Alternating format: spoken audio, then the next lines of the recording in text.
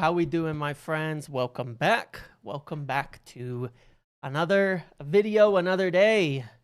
Tuesday, a few days out from the big win against Liverpool, and still feeling very, very good about this whole thing. I've been watching, rewatching, looking at things, considering different numbers and things like that, and I've got to say, I'm pretty excited about where United are at. I feel like we've reached a serious turning point, and that's what I want to talk about here, or a marker that we can grow from here. So I want to talk about that a bit, talk about some of the differences that we are seeing, because what we are seeing recently is a lot more of what Ruben Amorim would want, and it feels like things have kind of clicked.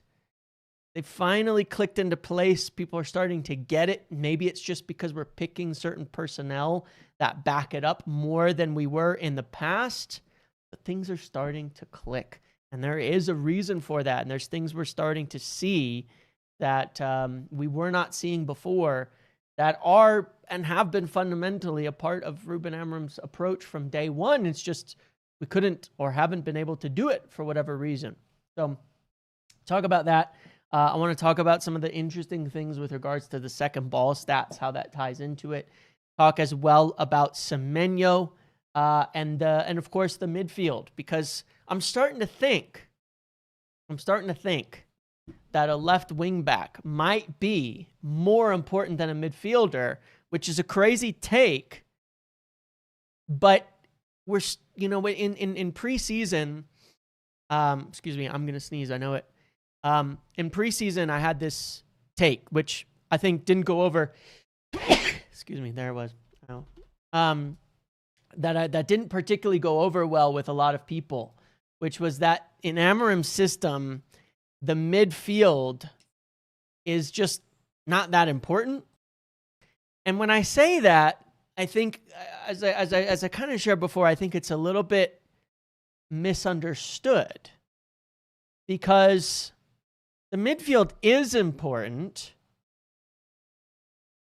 but not in the way that people think in this system. And it's not that you are ignoring the midfield. It's that who are your midfielders in this system? Who are your midfielders under Ruben Amorim? Who actually plays in the midfield? And I think people get too stuck on perhaps the formations and positions and things like that, without necessarily then understanding what and how the team actually plays. So let's start with that. Let's start with that as we get going here. And I appreciate you all. I hope you're all doing well today, and definitely make sure to like the video as we get into this. And I'm not saying we don't need a midfielder. Don't get me wrong. I'm talking about stylistically. Don't get me wrong. We need upgrades in the midfield. We have to. We have to sign at least one, maybe two, between January and summer. But my hot take is, all right, are you ready for this hot take? Are you ready for this? This is the hot take. A left wing back, a top-level left wing back, will do more for us this season than a midfielder will, than one midfielder will. We need to rebuild the midfield, but until we're replacing, I think, both Bruno and the 6 at the same time, it's got a pretty capped ceiling. Whereas expanding upon the left wing back situation at a highest level of creating an extremely high output attacker over there will raise the ceiling of what we can do right now more. In the long term, we need two midfielders to really be doing what we need to do. We know that there's big positives and big downsides from playing Bruno. Right now, as long as it's Bruno, it's sort of limited what that number 6 can do and needs to do and should do in this system. Okay? And I'm trying to explain that and put it together in an important way, because what I realized a few weeks ago is that Casemiro was our most important midfielder because we're playing Bruno deep. What it requires us to do is have a 6 that kind of just sits. And this isn't a conclusion from Liverpool. This has been for the last few weeks. You remember a few weeks ago when people were saying, again, I think it was after City, like we need the system needs Dorgu to be Ryan Giggs.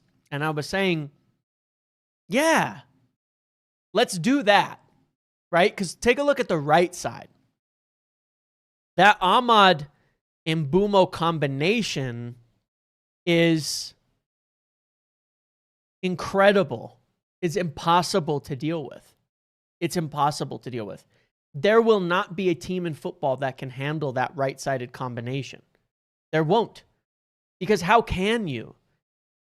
You're talking about essentially a winger in his own right in Ahmad, who you're never going to want to deal with one-on-one, coming from a wider area into often 2-on-1 situations to combine with Mbeumo, who is already also a winger in his own right that you'll never want to deal with in one-on-one situations.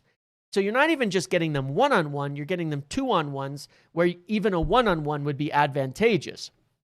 So when you look at the other side, what if you had the same thing? How could teams deal with that? How can teams handle that? So we do need that. We need that left wing back to be as good. Maybe not exactly the same. They don't necessarily have to be purely as forward as as Ahmad or something. But I want to praise Ahmad in this, and that's what I want to bring up first, at just how good Ahmad is. And I don't think I know people realize it. I know people know how good Ahmad is, but I'm not sure people have quite realized just how good Ahmad is. In fact, he is our best player. And when I rewatched the tactics thing yesterday and I did my video on tactics, one of the things I realized is Ahmad is our best player. And maybe some of that's just part of the usage, some of that's what he does, how he does things. Maybe some of that's just because the system needs the wingbacks to be your most important players, and it kind of does. But Amad Diallo is our best player for so many different reasons. And I want to show you just one image from yesterday's video so you can kind of get what I'm saying here. Why it's so vital, okay? This is what I in the video I made yesterday on tactics and rewatching and breaking it down. One of the big things that you can see now starting to happen is that United are not getting overloaded in the midfield. And this is what I was trying to point out, over and over through the start of the season, is that United Amorim's system doesn't get overloaded in the midfield. People have it just so backwards. The problem is, and always comes down to, personnel. Look at Ahmad. Okay? When somebody else is playing, Mazraoui or Dallo in that wingback situation, you have this problem, which is that this is Ahmad defending in the center of the pitch on Cody Gakpo. Why? Because United have shifted over and have 1, 2, 3, 4, 5, 6 players around 4 in the midfield in this phase of play, 20 seconds into the game. And Ahmad is tucked all the way in, because what we've seen is that teams have tried to exploit this space in front of the center back and behind Casemiro. So what does Ahmad do all game? When they go narrow, he goes into that space. Against City, if you go back and watch, one of the things that kept killing us was that their left side would come into the middle and Mazraoui wouldn't follow. He wouldn't follow them because he doesn't have the speed to go middle to out to up. So if he followed inside, then he wasn't available for the attack. Ahmad is insane. I mean, he is insane in his football intelligence and his reading of the game, in the way that he understands, this whole, the way that he understands the whole pressing model and structure. He goes in and inverts into becoming a midfielder whenever he wants, and then gets back out and then steps up at the right time and drops at the right time. It's such a hyper intelligent.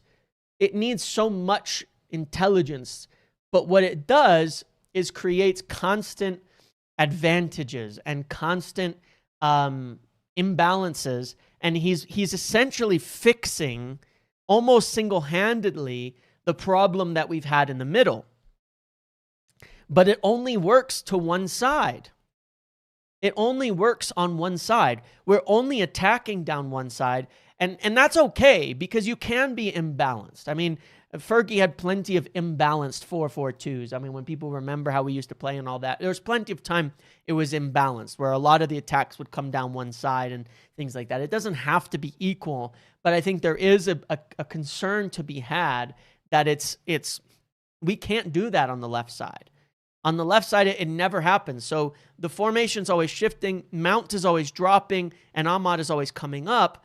But alternatively, it doesn't work the other way when the ball's on the other side, to where Mount could stay up and Mbeumo could drop and the left wing back could come up, because we don't have a similar player on that side. Yes, it's exactly what Quenda did for Ruben and why he liked him so much there. We don't have that going the other way.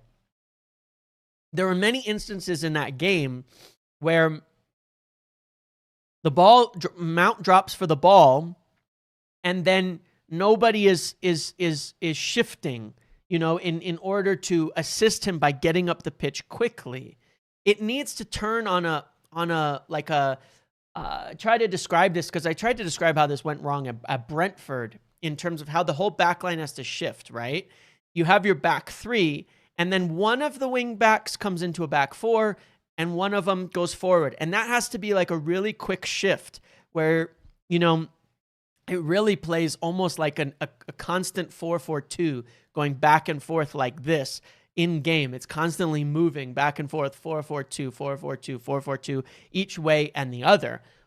We don't have that on the left side, and so we don't get the same dynamic threat on the left side. And this is one of the big reasons that we're not getting the goal output from Cunha and Mount on that side that we're getting from Mbeumo on that side. We need somebody of Ahmad's quality on the other side to really scale up. In the midfield, as long, I was trying to figure out,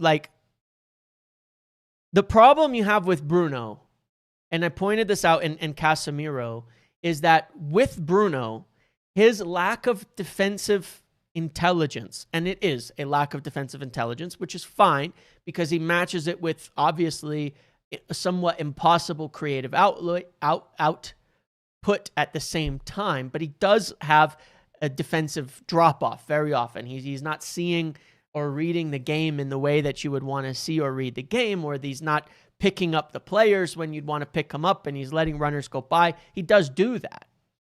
Because of that, you have to have a sitter at 6. You have to. You have to have someone like Casemiro who just sits in front of the back line, shields it, doesn't really press up very often, is always the deepest player, is always in that role, and can also pass the ball really well. So you have to have this very much like a deep sitting 6 for Bruno's 8. When you play Ugarte and he moves up to an 8, it doesn't work because you just lose a lot of defending. So you can replace Casemiro with another sitter. And you know what? It's not going to change that much at the moment because they still can't go forward. So if you replace him with a Baleba right now, what you're going to have to ask Baleba to do, is sit. Now, he has incredible qualities as well, driving the ball forward, moving it forward, even into the attacking areas. But right now, what he would need to do is purely sit, because we can see what happens in that midfield when you play an Ugarte or someone like that who wants to get forward more. Then you lose a ton of your defensive shield. If Bruno was replaced with someone like Elliot Anderson, they can pivot together, because even though Anderson isn't a sitter, he's certainly more of a threat defensively and will get around and read the game better than Bruno will. So if you take Ugarte and Casemiro when they played together last year, they would very often pivot where Casemiro could go forward or Ugarte could go forward, because there's enough defensive work and coverage between both of them that it's more like an even up and down pivot. one midfielder isn't going to change that. As long as Bruno's in that midfield, and this isn't a hate fest on Bruno, I'm saying as long as he's there, you're relying on his offensive output, and you're kind of getting everything you need from Casemiro. Like, I know that's a crazy thing to say. I could not believe the more I watch it that I'm saying that myself, because to me, I got it totally wrong starting the year about Casemiro, and I think we all did, frankly. You're getting all you need from Casemiro. I'm not sure there's more you're going to get, because he's a very good passer of the ball. He's a very good progressor of the ball from deep. And that's how Bruno made that assessment last week in his interview. And he said Casemiro can one-touch pass the ball up forward very quickly, get it out. What more do you need from Casemiro? He shields the ball. He shields the back line.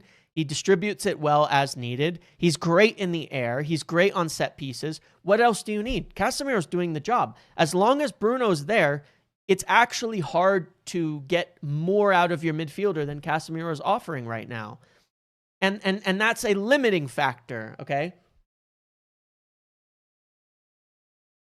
That's not me saying that you can't have a better midfield. It's me saying with the way that it's set up, you can't get more out of that player. If you play Kobbie Mainoo there, you're going to lose because he's carrying the ball forward out of position. And you can't afford that when you're next to Bruno. Does this make sense? Do you kind of get what I'm trying to say here? Is that it's not that Casemiro is the best player, or that a Baleba or a Wharton or somebody isn't better than him. It's that next to Bruno, you can't go forward. That's why we're losing often with like Ugarte there. You can't go forward. You can't go press. You can't go up and tackle, and you can't go in join the attack as long as you're playing next to Bruno. Kobbie will not ever work next to Bruno. It's just not going to happen because of the way that it all balances. So you could replace Bruno with Kobbie, who has more defensive acumen, who has a bit more defensive awareness, and who I think does better defensive work personally. Then you could play a different partner, and you could scale it up higher. I think a partnership with Kobbie has a higher potential overall. But essentially what I'm saying is that to scale the midfield, we have to replace both midfielders, not just one. We have to replace Bruno for it to really do better. I know it sounds nuts, but like we've beaten Liverpool and Chelsea with Casemiro and Bruno in the midfield. And they went head to head with Arsenal and won the midfield battle. And they went head to head and they didn't and they've won the other games that they started in as well. Like, we don't lose the midfield battle with Bruno and Casemiro because it's balanced appropriately. And the level of it is actually quite high, but it's limited. It has a limitation. And that limitation is essentially Bruno. It's just, it is. But there's also the scalability of Bruno. But we've seen it. Bruno's defensive work isn't enough in a two-man. You're trading defense for offense, but that means you're asking the other guy to be almost a fourth center back often in terms of sitting in front of that back three. I hope what I'm saying makes sense, but I'm quite positive of that assessment now at this point in time. If you were to replace, for example, if you were to take out Bruno and put in Elliot Anderson, you could play Anderson and Ugarte, and it wouldn't look nearly as bad as what we're seeing right now. And this isn't an argument to keep Casemiro, by the way, because you can get other players to do his job better for the long term.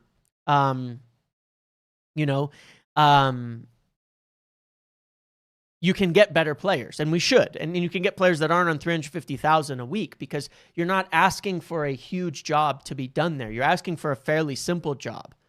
So get a better young player that has a higher scalability to replace Casemiro. Don't keep him. But our midfield is not changing much this year as long as Bruno's in the midfield. And the question is, how limited is that going to be for us? Would we start to change the midfield if we get someone like Baleba? Would we then be more willing to bench Bruno at times or rotate him or things like that? Because one of the things I've got to say with Bruno, one of my takes that is coming to pass, which again is not hate on Bruno, but you could see it against Liverpool. My friends, Bruno Fernandes is in decline. He was exhausted at 65 minutes against Liverpool. I'm not saying that he wasn't working hard, and I'm not saying he still doesn't have like a relatively high level of fitness compared to most players in football. Bruno was gassed at 60 minutes. That's not normal for him. That's not Bruno 5 years ago. Bruno 5 years ago in a big game like that, you would never notice tiredness. He was exhausted. He needed probably to be subbed before he was subbed, but fortunately, that's why the minute we scored, Amorim was make the change, make the change, make the change, make the change. He wasn't in headless chicken mode. He was gassed. He was tired. And that's one game a week. I know he played in internationals. He's gassed. He's tired. Bruno Fernandes does not have the fitness levels to play 95 minutes every single game anymore, and he shouldn't. He's in his 30s. He was so tired in that game, and that's something we have to genuinely look at, which is he was tired. Like I don't think Bruno had a bad game. I think he had a good first half and a really rough second half because he was so tired. Like there was a moment, yes, that one, Michael, where Dorgu makes a really good pass into him and he can't even do it. You know what I mean? Like he can't even do it because he was so tired. And he couldn't even get to it. He was exhausted. It wasn't just like, and I think that's what we're noticing when I'm saying Bruno's declining, and we have to consider that. It's not that he's not amazing, and it's not that all these things, but he's genuinely in the decline, and we need to be able to rest him and rotate him. So yes, we need a midfielder because I think we need somebody to play in place of Casemiro so that we can rotate and play Bruno, somebody else instead of Bruno more. But this season, until we replace Bruno, I don't think our scalability is that high in the midfield.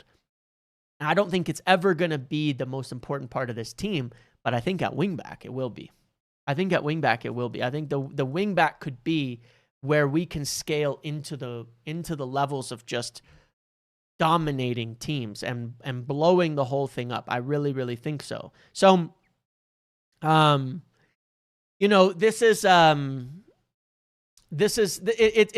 a compromise here, which is that we're playing the most effective midfield at the moment, but it doesn't have a high ceiling.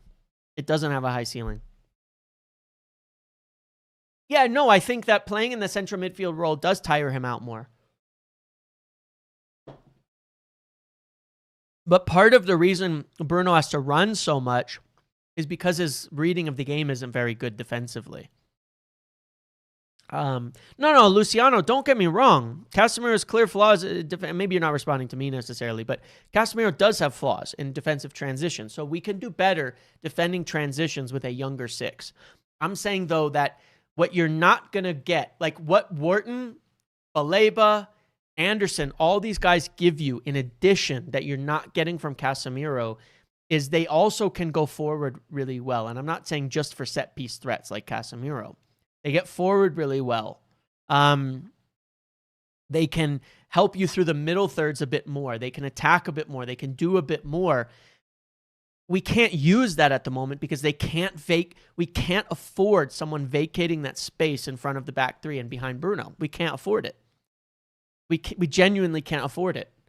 We get killed. It's this space right here that I'm talking about. Let me go back to this thing really quick just so I can demonstrate it. This space here, we can't afford someone vacating this. You can see Casemiro still kind of sitting deep, right? Because Bruno's going to be way up here, and there was a few times where Bruno didn't read it correctly and the pass came through. Now, Ahmad is helping. The center back stepping up helps. But this space right here, all game, Casemiro sits in it. He sits in it all game. He can't afford to go up because we don't have a second midfielder that reads the game quite as well or gets back as efficiently as you might with an Anderson or somebody like that. So It's just something to think about. It's something to think about. We need a midfielder. Don't get me wrong. All right, we need a midfielder. No doubt about that. But yeah, I think that there's potential here that a wing back could be the thing that scales us even higher. Like really, really big. 2 midfielders and a left wing back could scale us to the absolute moon. From an attack, like I'm still looking at maybe we just try to score a ton of fucking goals. You know what I mean? Like just score a ton of goals. I think during this season, a wingback would help us more than a midfielder, and that's just how I see it. Not saying we don't need. Then we would still need 2 next year, but I think a wingback might help us more, unless Dorgu can really get going. Because the point is, I still kind of believe in Dorgu. I still think he's better than what we've seen, and I still think he's a growing player, and I'm not giving up on him. But what I'm saying is that we need someone extremely effective in those positions. There's some interesting stats kind of shared about Dorgu still when you look at him, where you go, he still looks like he's very effective because he's still getting the ball in like tons of attacking areas, and he's still receiving it in a lot of places, and he's still doing a lot. But the output, if it was better, it would be fantastic. You know what I mean? It would be amazing. It could become incredible. So, yes, but look, here's the reality of it. We are still following Semenyo, 100%. I think I mentioned in a video a couple weeks ago, we're still 100% following him. I'm curious if in January we do the Cunha approach to him, because I think it's going to be very hard to get him in January. And arguably we don't need him in January this year. As long as we can get into Europe, then what I would see potentially is that we do the Cunha approach if other teams are in for him, which is to tell him, hey, we're going to trigger your release clause in the summer, like we did with Cunha, and then come May, boom, we get the deal done, and he stays. Now, and he joins. Now, one of the positives with Semenyo is I think you could play Semenyo in all 5 of our forward positions. Left wing back, left 10, striker, right 10, and right wing back. I think Semenyo could play in every single one of those positions, which is why it's a no-brainer. It's a no-brainer. I think you play every one of those positions if you wanted him to, because he's athletically, he's tops, and that's one of the things we've been increasing massively, and that's one of the things asked for by all of these positions is athletes. They need to be very athletic. They need to be hard runners. They need to be physically up to the task. I think he could do all 5 positions. Not to say you'd want to not try to find a spot for him, but you can. He could do every one of those positions quite competently, I think, in this. And Areola moves him around. He plays left, he plays right, he moves him around. He's good at it, and he's so to me he's kind of like Cunha in that respect, to a degree that we could move him around into different roles. He has a release clause. We've seen some reports on what it is, not necessarily confirmed. It sounds like it maybe is in the range of 75 to 80 million. He's huge. I mean, he's taken a leap this year, and fair play, because clearly when they were looking at adding him, they got it right. That he was ready to take the leap because he's taken it. He's taken the leap this season. You can see it. And this current model of play that football is going, I think he's one of the most potentially useful players around. But there's going to be heavy competition for him. But I do know we're following him. I think he is one of the best possible buys we could make. We need to load up. Like, let's not forget, guys, we're at 1 game a week right now, and ultimately we're still winning because a big portion of it is because Mason Mount is staying healthy, but we're compromising at left wing back on a few occasions. And Mbumo's playing every minute, which he can.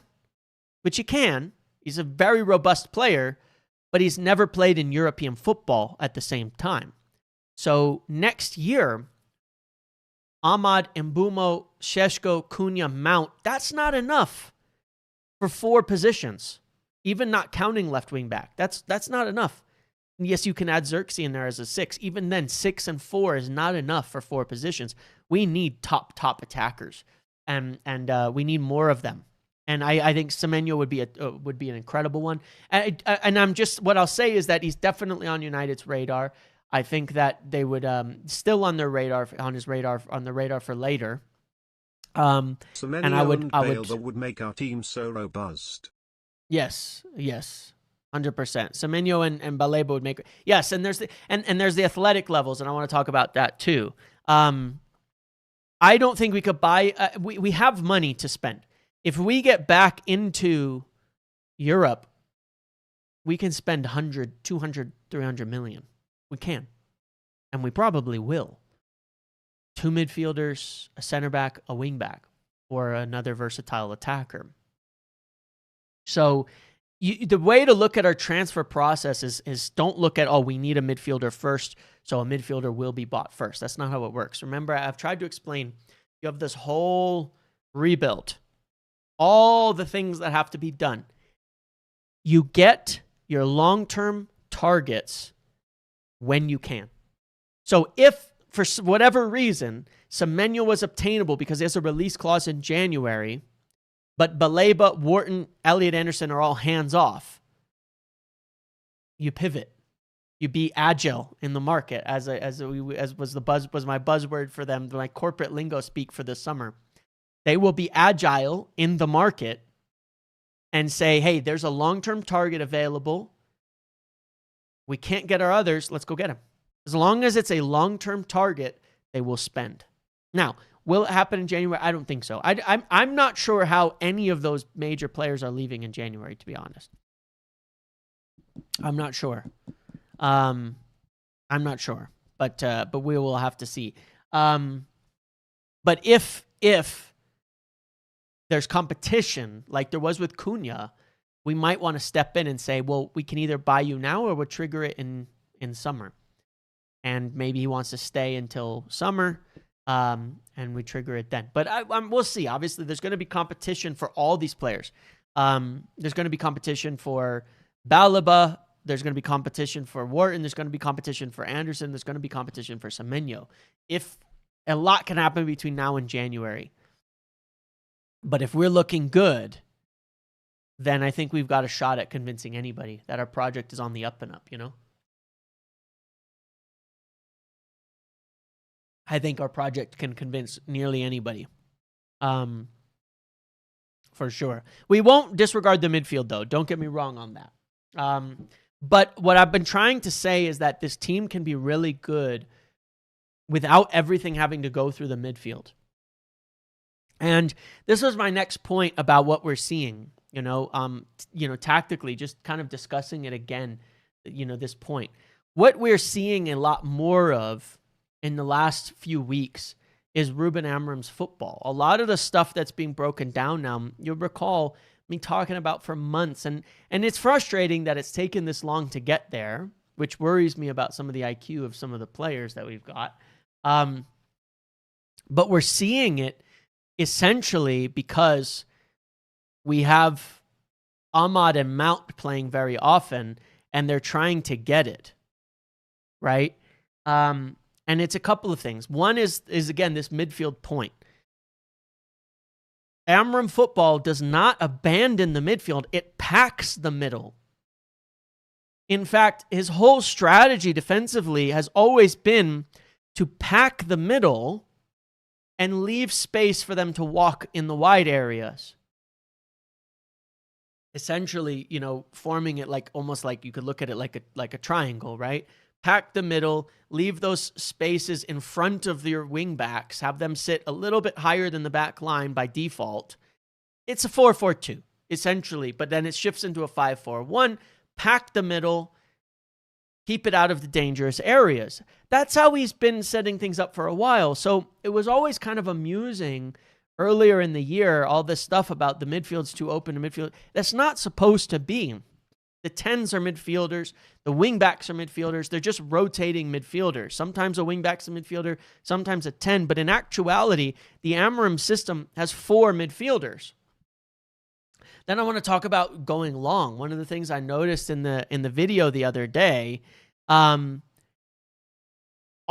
attacking patterns are identical now, game to game. We have the most regular, predictable, doesn't mean bad, but we actually have attacking patterns for the first time I've seen in years.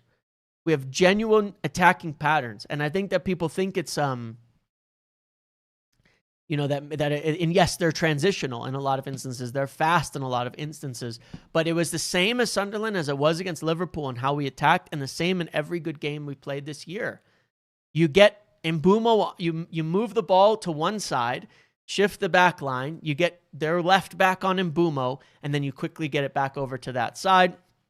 You move Mbeumo to the center back. Ahmad gets one-on-one on the wing back, and then you're doing underlaps, overlaps, cutbacks, and all of the basics into the final third. Why I'm saying we need a wing back on the other side is it doesn't work the other way. When we move it to the right side and the defense shifts over, we don't have that quick transition out to the left, right? There was a moment where this almost happened, where it goes to the right quickly, Liverpool adjusts properly and shift over. Ahmad tries to switch play to Dalot, and Dalot one-touches it right back to Liverpool. We need quality over there because we're finding we don't have the quality on both sides. When Cunha and Bruno are switching it over to Ahmad, he's controlling it and attacking. When we're switching it to the left, they're losing the ball every single time. And so it's making us a little one-dimensional. So my fear is that teams will stop following us to the left soon because we're not as dynamic on that side, and they will not move their defense. They will learn to stop moving their defense to one side, and they'll just keep it central or to the right because we can't attack down both sides. That's why I'm more concerned about that left-sided thing because Dorgu needs to improve. We need more attacking down that side. Now, some of the options might come from youth. Mantato, Shea Lacey, I'm not saying Lacey as a wingback, don't get me wrong, but we have youth players that I think could help us in those situations. Mantato stylistically is perfect. He's perfect. He's exactly what we would need there. Someone like that, he's playing with the under-21s, so I think that starts in a little bit here. That's what we need on the left side that we have on the right. Someone like Mantato playing over there would be brilliant for me. I'm also really curious to see if we try at some point during the season, which I think has potential, Dorgu on the right, Ahmad on the left. Because Dorgu is actually better with his actions as a right-sided player cutting into his left foot in his attacking actions than he is the other way, whereas Ahmad is technical enough to do both. Dorgu would play as a winger when he was at Lecce. He would play on the right. He was a winger. On the left, he was a fullback. I'm really interested to see if we try it the other way because I think Dorgu on the right cutting in will naturally suit the way that he wants to cross, shoot, and do all of that better as an attacking threat where Ahmad could be on the left. So I'm curious to see if we try that as a potential solution to this problem that I think we're going to see soon. I think this is the one way teams could start to adjust to us and start to shut this down is by, just adjusting the way that they defend and just leaving the left side a bit more open. And then keeping their defense to the right. So I'm curious to see that. I'm very, very curious to see, if that's if that's some solution that we could provide from within the team. But the long balls I want to talk about too, and I want to look at a stat here. One of the things you guys know me, you guys have listened to me long enough. One of the things I tend to take issue with is in terms of the tactical discussions, in terms of all the narratives that go on, is I'm not a narratives guy. I actually hate narratives. I hate when people act as though things are settled.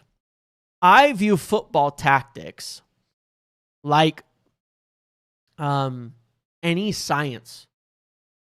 Because if you've played any sport, you know that this is the case. But forget sports for a second. Let's look at something maybe a little more close to home for all of us online, constantly online, younger people who've grown up with video games, okay? Think about any competitive video game. Let's say it's like League of Legends or anything like, I'm talking like big ones, like, ones that are not purely like that have balance. And I'm trying to use examples or RPG type games and things like that. There's always a meta. There's a meta, which is the way that teams and people want to play at a moment that is viewed as the most effective. And you know what happens with that? Every time there's a meta, a counter forms, and that becomes the new meta. Someone comes up with an alternative tactic, an alternative process, and that becomes the new meta after it counters one, and it goes in circles, and it moves, and it's constantly evolving. And then you get things like changes, to balance and to stuff like that. Well, new players, different players, changing attributes of players, different levels, things, advancements. You could call those like the patches that go to video games, that change balance changes and things like that. And the meta is constantly shifting and evolving.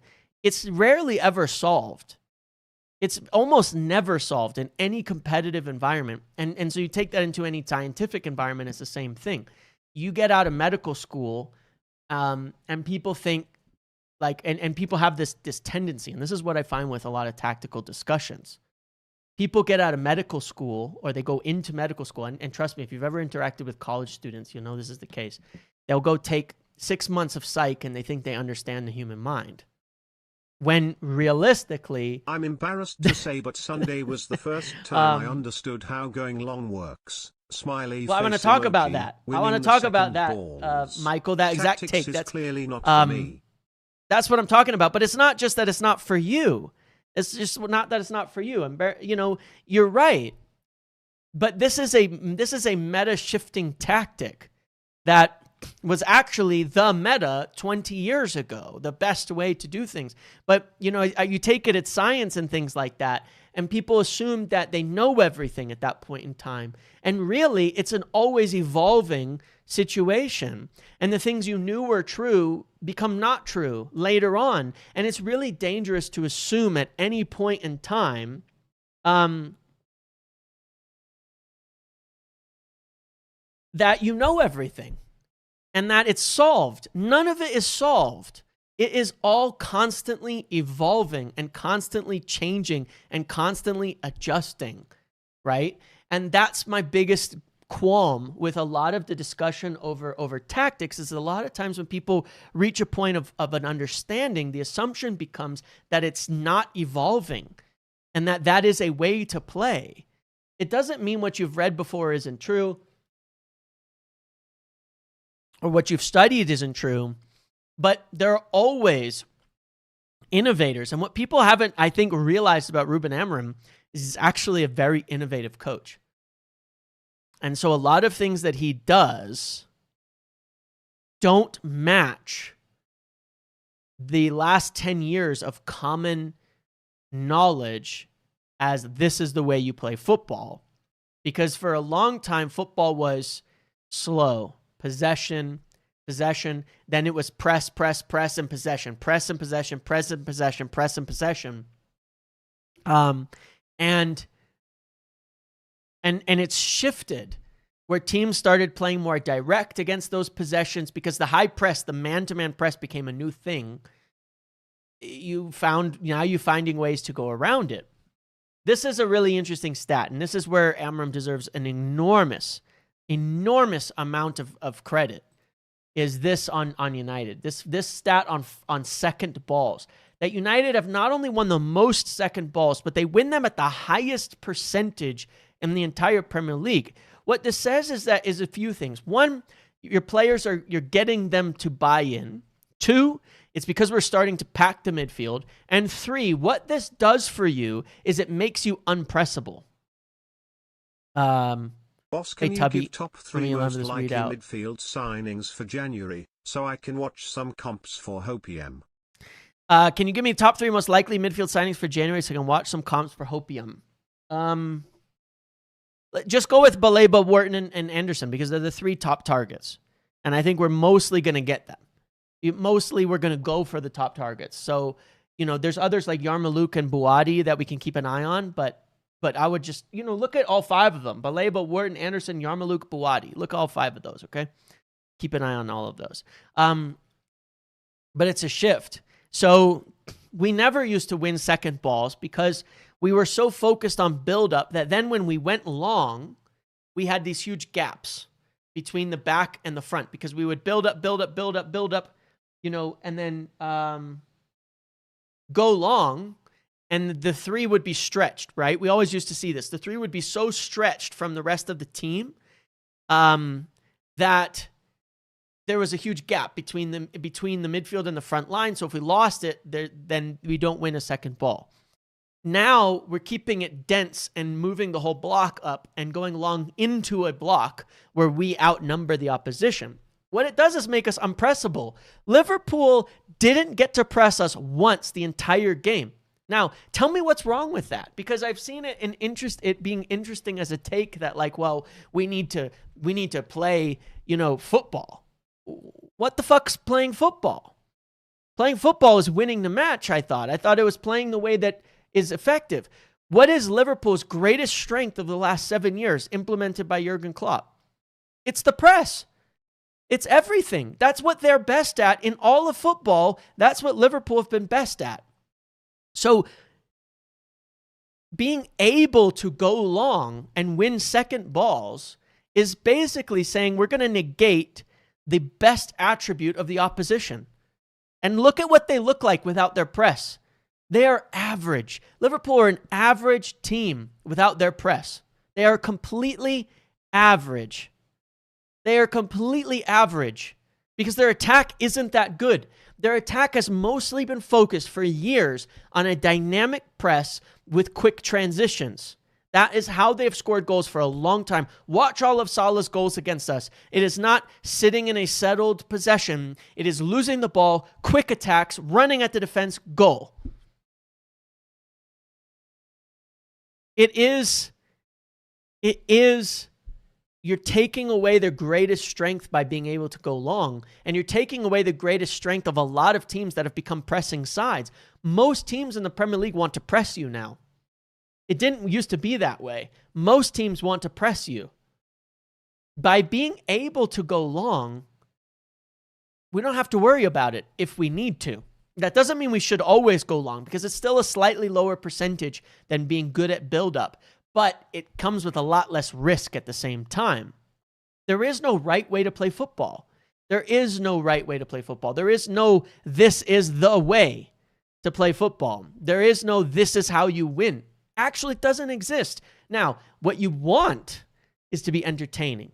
What you want is to have more of the ball than your opposition. That's obvious, right? Trying to have more of the ball than the opposition is reducing the chances that they score and more the chances that you score. More territory is good. There's obvious underlying things that add up that say, yes, these give you a better chance to win. But if you're able to win second balls and go long, oh man, you're killing teams. You are killing teams that way. You are going to be so hard to deal with, right? So I take Brighton, for example, as our next matchup, because a lot of people, I think, are worried why we've lost so much to Brighton. Why have we been losing so much to Brighton recently? For years now. Because Brighton have a really settled tactical and technical system that they've been playing for years that plays through the middle. And we've been trying to play them in the middle of the pitch for a long time. We've been trying. We've been trying to be a team that plays football against Brighton. But they're better at it because they've been doing it for longer, and they have a really well-built team of players who play together that play a certain way. If you're Brighton now and you look at United, how do you prepare for them? How do you prepare for them? Are you going to press United? Because if you press United, we're going to go long into Šeško, and you don't have Van Dijk and Konate at the back. And Šeško's going to win those first balls, not even the second balls. He's going to win the first ones like we did against Sunderland. If you press us, we'll just go long. If you back off, we will play through you. And we will be able to dominate more territory and possession at the same time. You don't know. But the fact is, we can do both. We can do both. We don't have to set up one way or another. We can take what the game is giving us and win. We can take what the game is giving us and play into the space. And this is what makes Amorim a very, very good, in my mind, actually more flexible than he gets credit for, and innovative manager. He's going to play in the spaces that people want. And it's like someone mentioned, he's actually more of like a Jose Mourinho. This is totally correct. Defensively, load the middle, let teams have the ball where you're okay with having the ball. Jose used to call that controlling the game without the ball, right? He said you can control the game without the ball, let them have it where you want it. That's Amorim's defensive philosophy.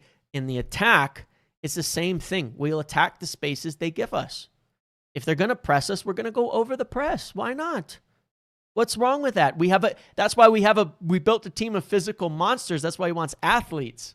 That's why he wants it to be the way that it is. That's why we got, big players from the Premier League so that they could compete at the physical levels to win those battles. So, it's a big deal. See you later, Mr. Miracle. So I'm really quite excited about what we're seeing, because we're starting to see the foundations are there. We're attacking the same way we have for weeks now. From the middle to final third, our patterns are there. What we're starting to see in the last few weeks is a variation of how we get the ball up the pitch. How do we build the play up? Because when it was Bayindir, our long balls were stinky. Before Šeško was getting going, our long balls were stinky. We didn't have that opportunity. So we either played through it or we just panic launched it. We're not panic launching it when we're playing long ball. We are targeting intentionality, a specific way of playing, a specific way of building up play, and a specific way of getting the ball up the pitch, because Lammens can play with both feet and because he's an accurate passer of the ball. So we can build up, but our options before were build up, which we weren't that good at, or launch it long, because our long passing from Onana and Bayindir was horrendous. It was so bad. So we have a lot of variation that is available here that makes it hard to deal with. And being able to do both is fantastic. And I think it matches the way United want to play. I think we're seeing more in the last few weeks. It's hard to explain it, because unless you've spent a lot, and I'm not like trying to necessarily big myself up on this, but I'm saying unless you've actually did watch a lot of Sporting, you won't recognize just how much the last couple of weeks look like his Sporting team. Very promising, and it's working. They look just like his Sporting side. It's very, very promising. Now, the one thing his Sporting side did more than we don't do yet, and this is a personnel problem, is we don't play it around the back that much. You know what I'm saying? Like, we don't play around the back as much. His center backs used to touch the ball a lot more than ours do. And that's because we've started going along a little bit more and not passing it around the back as much. We need a bit more technical security at the back and in the midfield to be able to do it that way. We just do. And that's where applying those personnels will make a big difference. I saw a chart of how Lammens plays long balls versus Sunderland and versus Liverpool, and you actually see there's long balls with purpose. Correct. More central versus Sunderland. Right, because against Sunderland, he wanted Šeško to win it. It was intentional long balls to Šeško. Against Liverpool, he was targeting go to one side, force the center backs to step out, get it over there, and switch the play into the wider areas. We were targeting them. We wanted Konate and Van Dijk to come out of position to defend against Mbeumo. Because remember, Mbeumo was the 10, not the striker. And you have Van Dijk having to step wide into Mbeumo all the time. That opens up space behind him. That's how we scored. And that's how we created some of our better chances, like the one Bruno should have scored as well. It's brilliant, honestly. It's really, really smart. It was one of the most impressive. It deserves a hell of a lot more tactical praise than it's getting, because it was really, really, really smart and really obvious too, but well executed. And what can't go under the radar on this is just how good Senne Lammens is. That kid has stepped in and like he just who does exactly the job. It's insane. Like, you know, there was a couple times when Lammens hit it, but he was doing it so often, just pinging it right on Van Dijk's head. That's exactly where we wanted it. You know, and they were getting frustrated. Van Dijk was getting worked in that game. He was exhausted. We killed him. We killed him with it. It was brilliant. But the fact is, yes, we don't want to play only long ball. So what? We don't have to, but we can. If we're going to keep facing high pressing sides, why not? When we will play through high pressing sides is more likely when we do have better midfielders. Yeah, as wingbacks would create more from out wide, crossing or dribbling to end line and cutting back. Yep, absolutely. Yep. So it's really, really impressive. But the second ball thing is an example of the type of work that we're doing. You know, the ability to create, essentially, to fight teams and to physically match it. Because for so many years, we've not been able to physically match anyone. And now we are. Yeah. And now we are. And I'm extremely happy with it because we really have seen it click in the last few weeks. And I know people look and say, well, if we lose to Brighton, then it's all for naught. I don't agree with that. I think obviously the manner of the game matters. But I think what you have to understand that's very, very clear is it is a mental issue. Look at what they can do. There's two things for me. Let me back up 1 second because I want one of them is the responsibility of Ruben Amorim. Let me say three, okay? Number one is the goalkeeper. We needed the goalkeeper sooner. If I have one huge criticism of whoever's responsible, be it Amorim, Wilcox, etc., you fucked up, guys. You needed to get Lammens in months earlier. If Lammens was in to start the year, we'd be in the top 4 right now. I guarantee that. Because the security of having that goalkeeper behind and the flexibility in build-up and passing and all of it that he offers you and the way that you can play your line different and everything, it's a huge factor in the success in the last couple of games. Huge. It cannot be understated just how much it's helping us. It's the first time I've seen Shaw put in 2 back-to-back performances with a good keeper behind him, where he feels more confident being aggressive, where we're good passing the ball, we're off of corners, I'm not worried. It changes so much of the game having a good keeper back there. That's number one. As long as we keep Lammens in there. Number two, and this is all on Amorim to a degree, you cannot ever fucking take Ahmad out of that wingback position to start a game again. And that's a problem. We don't have enough players. That's why I'd like to see Dorgu get out to that side and see what he can do as a left-footed player rather than going Dalot or Mazraoui, because Dorgu also has the athleticism to get forward, even if he doesn't have the technical ability that Ahmad has. You have to play an athletic, get-forward, intelligent player on that right wing-back side. It's so bad when you don't play Ahmad out there, and it's so obvious. Where we drop into a 5 too quickly, where we don't press well, where the attack is too slow, where we can't transition when we want to transition, all about not picking a wing back out there. And then the third thing is that's personnel-wise. In the front three, I think you could pick. I think Mount helps us a lot. I think Cunha in that left 10 with Šeško and Mbeumo will start to do the same thing. I'm not worried about that. And then the third thing, what was the third thing I was going to say? And then the third thing is just confidence and stability. One of the things that deserves a lot of credit, that will go under the radar before this game was Sir Jim's comments during the international break about Ruben Amorim being here for the long haul. RA said in press conferences last season we enough second balls. Clear sign he improved on one of our weaknesses. Great discussion today. Well, if you recall, yes, Samix, 100%. And one of the things I've really, really liked is, second balls, is that we we're seeing the things that are not working being improved upon each week. In the preseason, it was the center back stepping up. De Ligt especially started stepping up. Then it was the 10s dropping into the midfield. They're doing it more and more. Then it's fighting for the second balls. We're doing it more and more and more. So, but I think part of that is the belief, like that people don't want to accept this, and I think it gets taken the wrong way as well. If I tell you that a player is going to sack the manager and that they're going to kill him if he keeps playing him, people want to take that as an intentional statement. For all his flaws, Diogo Dalot is not trying to get Ruben Amorim sacked. Okay? When Shaw has a bad game, he's not trying to get the manager sacked. When Bruno has a bad game, he's not trying to get the manager sacked.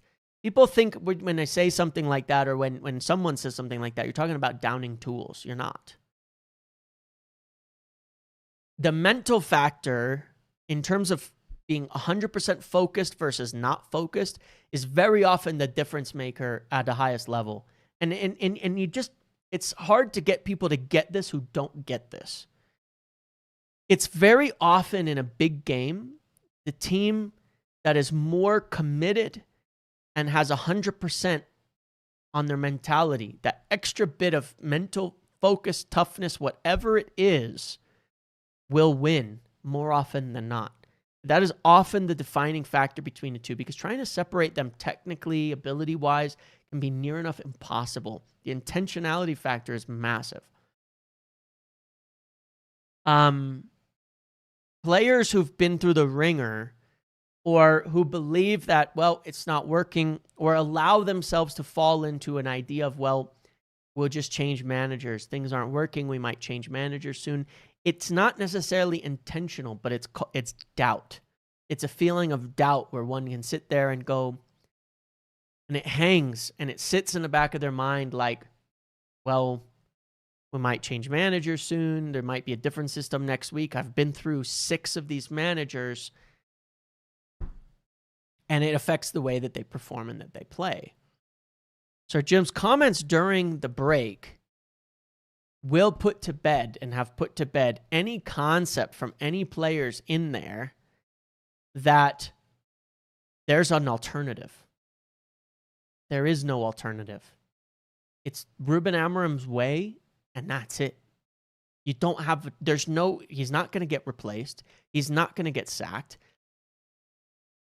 It probably would have benefited every manager if we had rode out the bad part and just got through it. But there's no alternative. When your owner comes out face forward, and not just through briefings in the media about shit, and face forward says, and look, the fact is, Sir Jim, for all of his flaws, which he has obviously, is a very straightforward, somewhat harsh individual in how he speaks. But the positive of that is when he says he'll be here 3 years, one of the messages he's put forward in all the things that he said is that he'd rather get rid of everyone at that club before the manager. Like, just bear that in mind. That is the truth. There are a lot of players he'd rather get rid of before the manager, and they know that. There's no alternative. You're at Manchester United, you do this, and you commit to it fully. And Bruno's starting to sound like Ruben. I don't know if anybody caught his post-match comments on that, but he was saying, like, we knew we were going to have to suffer in the system, and and we just had to do that. And it's like, he's like, and that's good to me. Like I said with Bruno, I think he's declining a bit physically, but it's not a criticism of his application or him trying to get the manager sacked or something like that. But I think that the doubt or the idea that if it doesn't work out and other managers coming in is just gone. I don't think that they think that. I think that's part of Sir Jim coming into town, visiting, seeing the team, seeing the club, staying in there those few days, talking to Ruben when things were ugly, is to give the idea, look, guys, like, that's the manager. I'm not here to sack him. I'm here to support him. And that will change things. And that will change things. So, and it has changed things. So we're starting to click. But, we go into Brighton at home. If we don't win, let's see why. It doesn't need the vast overreaction to everything. Let's see what actually is the reason for it. Because a lot of the struggles this season have been improperly blamed on things that were not the problem. Very often, a lot of stuff has been, and let's look at one stat that's kind of amazing. And this is when you talk about the mental thing. This comes from Case, who's been killing it with the interesting numbers recently. He said, yes, and you're right about that. Ahmad was set to start against Brentford after Chelsea, and then he was gone for bereavement. Nobody's fault, but that was a huge problem in that game. He was set to start in that game. He was going to play in that game. And maybe the Brentford doesn't go the way that it was, and we would have 3, 4, 5 back-to-back wins now, if not for that. You never know. But here's this interesting number here. He says, did United concede a goal from their first or second shot against? Yes, Arsenal, City, Brentford. No, Fulham, Burnley, Chelsea, Sunderland, Liverpool. So it kind of goes to show that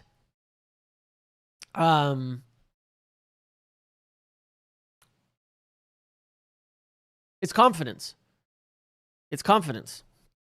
It's about, one, it's a keeper thing as well. The keeper just keeping you in the game, their job, doing it a little bit, getting a quick start, and not falling behind immediately. Amorim's record when going ahead at halftime, I think, is 90% wins at United. I think there was someone showed the stat today. When United are winning at halftime, they have 9 wins under Amorim. When we get ahead and we can hold it and not concede immediately, we win games. When we give up a goal in our first or second shot, and I remember this towards the end of last year. We look at Tottenham. How many shots did they score? When was this? Is actually like, if you look at Tottenham, what shot did they score in that Europa League final? Was it like their first or second or something like that?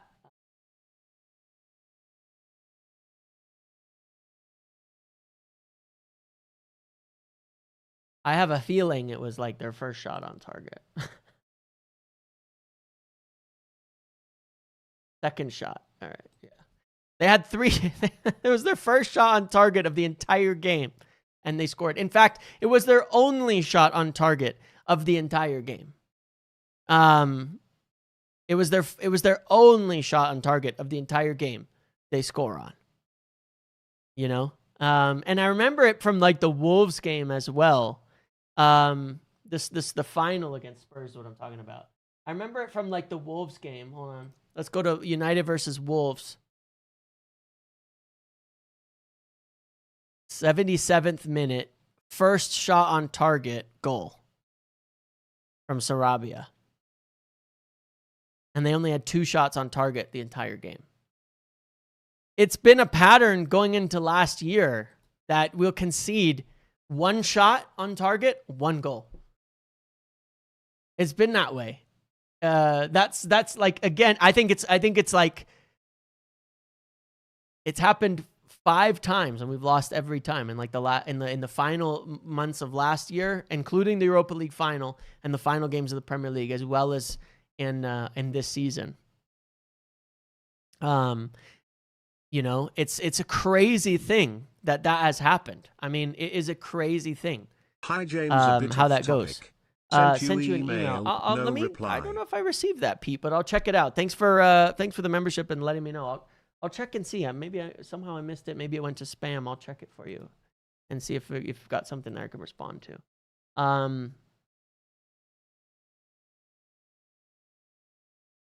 Grimsby scored on their first 2 shots on target. Grimsby. Even Grimsby, they scored on their first 2 shots on target. 2 out of 2.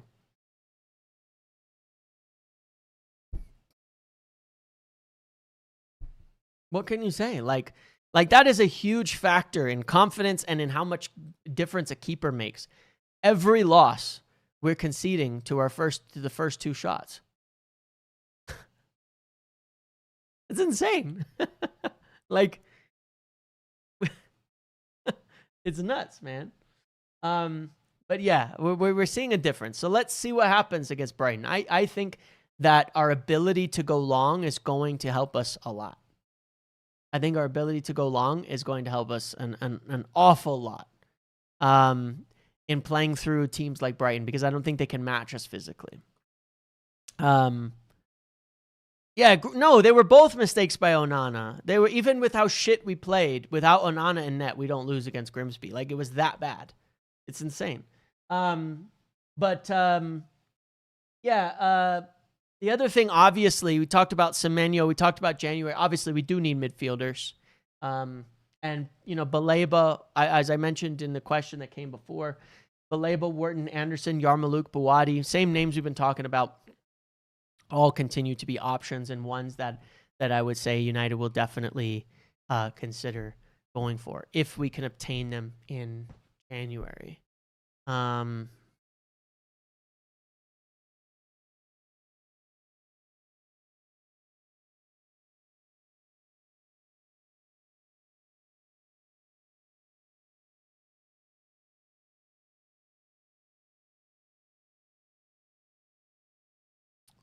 So, yes, we will. Gahey is an interesting one because we did take a look at him still. And we definitely want to look at a center back over the next couple of windows as well. But we also want to see where Lissandro goes.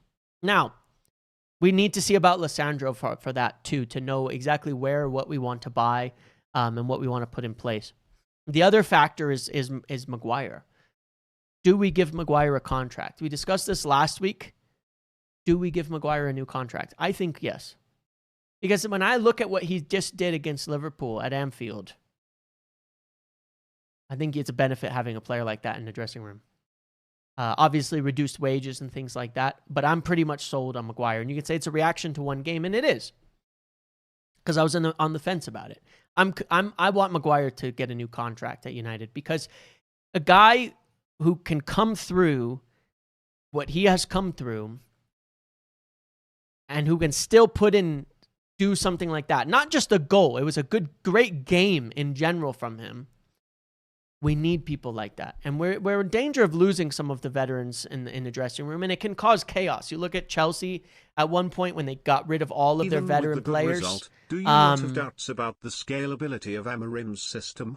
Seems to specifically work better when sitting in a block and going long, etc. Do you win a title like that?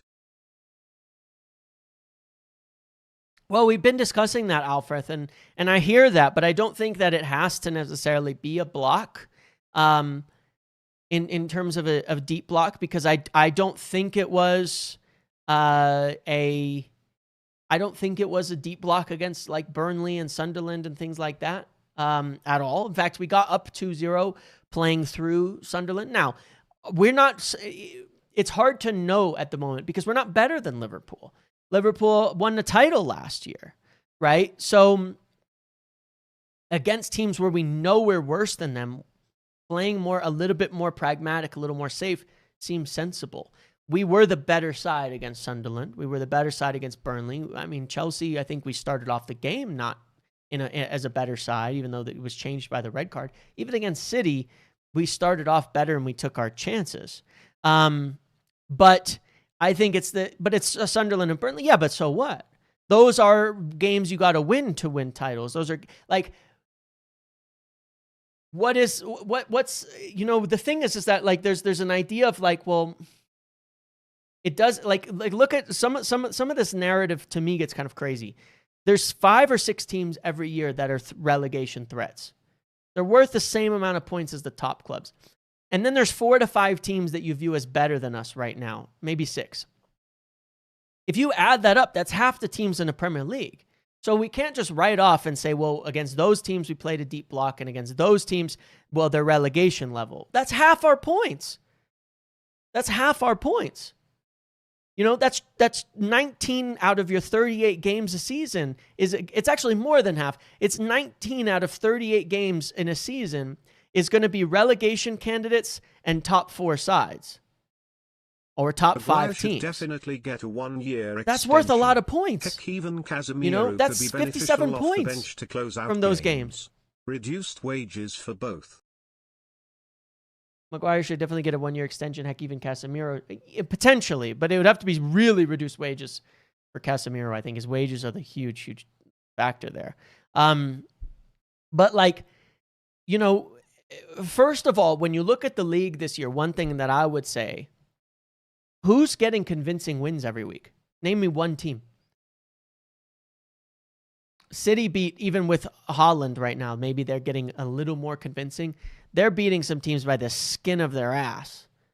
Brentford, they beat by the skin of their ass. Like, Liverpool had to beat Burnley with a last-second penalty from Hannibal, which was like a disaster. Well, we beat Burnley pretty handily, you know?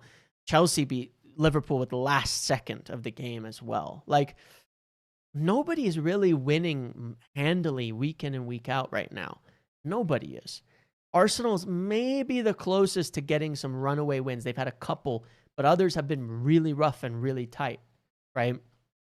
So, you know, it's a matter of Arsenal being defensively great is helping them look very good in winning games, and you have to acknowledge that, right? It's helping them win games. It's still defense and set pieces, and one can argue on the scalability of it, but with how tight the league is, it's working. You know, it is working. But I think it's a matter of it's more an introduction, this long ball, that is allowing us to play a certain way that we couldn't before while we're not good enough. We know we're not good enough yet. If we add 2 midfielders and another center back, well, maybe we'll start playing through teams a bit more. But until we do that, we don't have the legs, the energy, and the technical security to play any other way consistently, right? So, you know, to me, it's something we can do that would work for us right now. How it scales is an unknown. We'll have to see. It is a bit of an unknown. But I do think in the way that modern football is being played, it's actually a very strong way of playing that can win you most games at this point in time. And from Michael, what you said there, yes, about Maguire and Casemiro, well, that's what we're discussing. I think Maguire should get a new contract now, and I think mentally he should. I think Casemiro is not somebody whose head's dropped either. Will they take 1 year on 100,000? If so, get him in. Keep him. Casemiro, playing occasionally in Europe, 100,000 a week for 1 year. Well, then you move on Ugarte, you sign another 6 to start, and you're in kind of good shape in that respect. But yeah, I would consider giving both of them a contract. Yeah. You may not have to move Ugarte depending on who else you get. There's a lot of left in the season. But if they're under 100,000, I would extend both for a year at least. Probably a year. I think Maguire will have a longer shelf life than Casemiro, though, because he's a center back. I think Maguire will have a slightly longer shelf life. But yeah, I would give him. I would consider both a year at under 100,000, as long as it's not stopping you from getting another midfielder, for sure. So, yeah. Like, I'd still like to see us get they're good dressing room influences.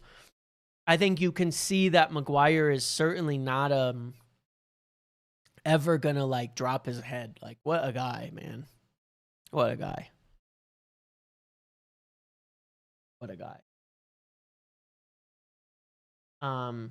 Now, I saw some rumors again on Angelo Stiller, and we talked about that in summer. I wouldn't read into it much at the moment. That's all. I'm not saying we're not aware. I'm not saying that he's not a decent player, but again, he would be a lot more of just not quite what we need, and he's not necessarily, I would say, right now the guy. Do you have any names on? Yeah.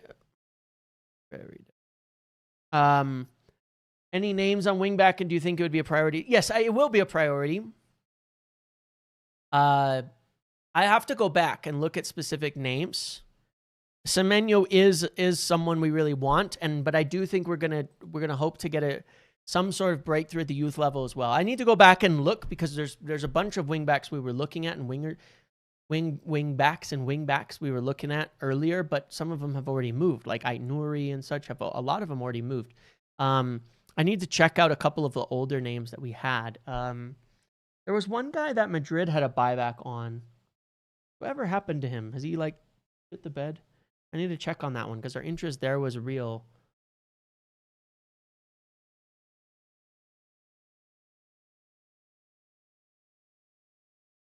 I have to check on that. Miguel Gutierrez. Gutierrez was the name. Whatever happened to him?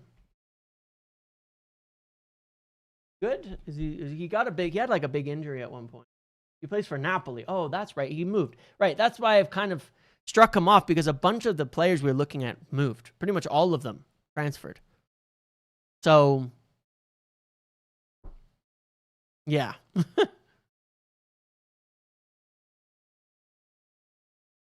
Yeah, I mean,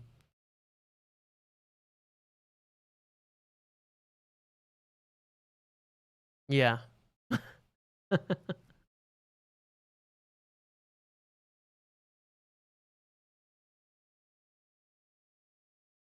So I don't know. I have to go look at it again.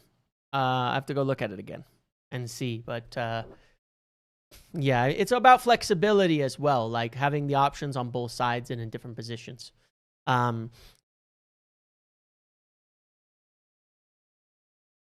think Semenyo could be an option there, though. I think we'll offer Maguire regardless of our league position. Casemiro, yeah, right.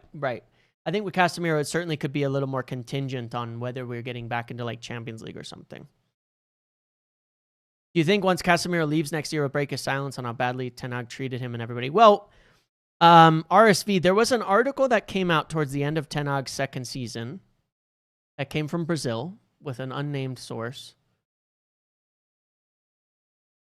You can go read that if you want, because it was Casemiro. And it was all fair. Everything he said in it was fair. Maybe he'd be more public about it like Varane was, but yes. Yeah. There's already some stuff he put out there back then. And I find it very interesting that someone with Casemiro's accomplishments talked about how last season under Amorim was one of his best seasons of his career. Find it really interesting considering how he started this year. Quite impressive in some ways. Very, very just interesting anyway. But yeah. Anthony said someone shouldn't say. I mean, if you listen to a few stories, you can make your guesses. By the way, a bunch of people have been asking me here. Would people be interested in? Because look, I've it's not been something I've normally done, and I've thought about it. But would people be interested in just for fun? Bear in mind, for fun, okay? When Football Manager 26 comes out, doing some playthroughs on here, or doing some kind of United Amorim thing to see what we can do. Just a live thing here to play through it as a totally separate type of content. I'm not gonna do 6-8 hours a day of live stream gaming like people. I'm saying just as an extra, we do a small live,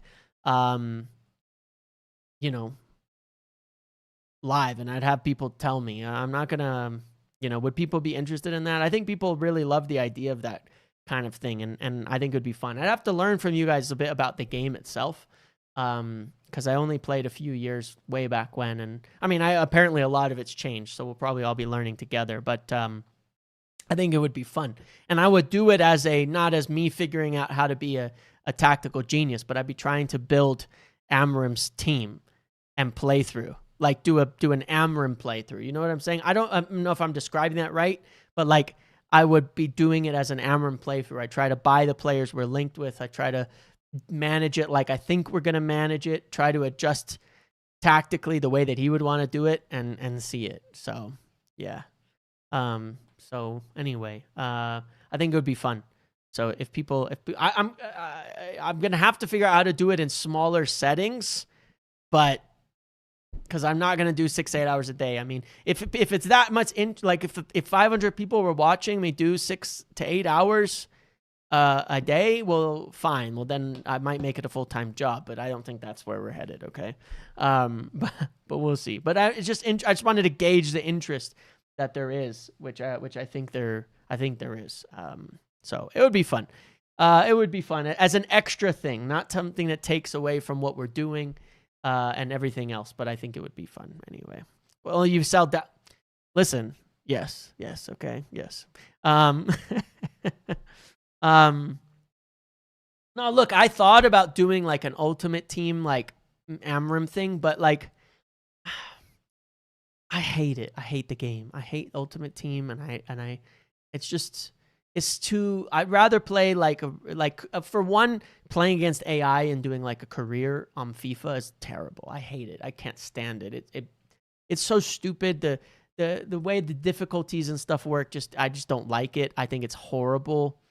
I think it's horrible. Like, it's not fun for me. I think it's just crap. But Football Manager will be a little bit different in that respect. So, yeah. So anyway, just gauging whether people would be interested in it. I'll probably do it and see. And it would again be during same sort of normal hours, But we'll see how we can do. We'll see if we can keep up. Maybe we do like a week by week. Like, we'll try to catch up to the present and then play through the rest of the season week by week or something like that, where we do like, enough time to play through the whole week and play out the season as United play out the season and see what happens. So something like that as an idea. All right, guys, I think I'm going to end it here. It's been a good hour and a half, so that'll do for me. I appreciate you all hanging out today. It's been an interesting discussion. I wanted to see if there was anything else I wanted to cover. I think I got everything on my tabs that I wanted to go through. Oh, no, wait, one more thing. I did want to just look at these midfielders again. Because I was trying to look at, like, if I were to find, like, a new Casemiro, who would I be looking for in the Premier League? And I was looking at duels 1, possessions 1, big circle for aerial duels. If we go to under 23, Baleba still shows up really, really, really well here. Volume of duels 1, as well as a high percentage of duels 1, and good in the air. Baleba's still killing it there, so it would make sense that he would still be a target next season. If we wanted to look at one of the other leagues, Sangar is still hanging around. Buwadi is still showing up very well in some of these measures as well. So, yeah, understandable. Elliot Anderson shows up well here. Wharton has a low number of possessions, 1, because Palace don't play with the ball so much. But just interesting. I think I'm honing in on the type of numbers that United would want for their midfielder in terms of a profile and seeing how it develops. But Baleba, despite his rough start to the season, still looks really good on some of these numbers. So, yeah. I just lost EA spot. Someone's got to sponsor me in the first place to lose a sponsorship at this point. I got to figure that out. Anybody has any ideas, so, I'll reach out to somebody, because sponsorship would be really nice. But yeah. All right, everybody. I'm gonna head out here then. Okay. Thanks for hanging out with me today. I enjoyed it. It was a good chat, good discussion. Appreciate everybody being here, and we'll be back for something tomorrow. Okay. See you later, everybody. Have a good one.